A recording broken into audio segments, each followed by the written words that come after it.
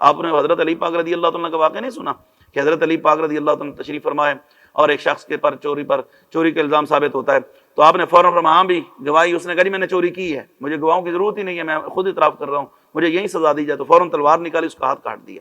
اب جب اس کا ہاتھ کاٹا تو وہ ہاتھ دوسرے ہاتھ میں پکڑ کے وہ جا رہا ہے اور حضرت علی پاک کے قصیدے گاتا جا رہا ہے، تعریفیں کرتا جا رہا ہے۔ راستے میں ایک صحابی کی ملاقات ہوتی ہے، اس نے کہا یہ کیا تیرا ہاتھ کس نے کاٹا؟ اس نے کہا حضرت علی پاک نے۔ انہوں نے کہا کیوں؟ انہوں نے کہا وہ امیر المؤمنین ہے، ان کا حکم حق بنتا ہے، میں نے چوری کی ہے، میرا ہاتھ ہی کٹے گا نا۔ تو اس نے کہا تیرا ہاتھ کٹ گیا، تجھے تکلیف ہو رہی ہے، تو اس کی تعریفیں کرتا جا رہا ہے۔ اس نے کہا انہوں نے مجھے جہنم سے بچا لیا ہے، مجھے جہنم سے بچا لیا ہے، مجھے وہاں سزا ملنی تھی۔ اچھا وہ صحابی حضرت علی پاک کی بارگاہ میں کہتے ہیں کہ امیر المؤمنین حضور وہ شخص جس کا آپ نے ہاتھ کاٹا ہے وہ تو آپ کی بڑی تعریف کر رہا ہے۔ تو مولا علی پاک مسکرا، فرمایا چلیں پھر اس کو بلاؤ۔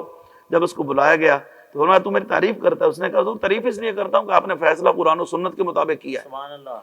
تو مولا علی پاک مسکرا، فرمایا اچھا پھر اگر تمہارا میں نے ہاتھ کاٹا ہے تو اگر علی کاٹنا جانتا ہے تو علی توڑنا جانتا ہے، کاٹنا جانتا ہے تو جوڑنا بھی جانتا ہے۔ تو آپ نے فرمایا رکھو اپنا ہاتھ اس کے ساتھ۔ اب اس نے وہ ہاتھ ساتھ ملایا، آپ نے اوپر رومال لپیٹ دیا اور کچھ پڑھ کر دم کیا، فرمایا کھولو۔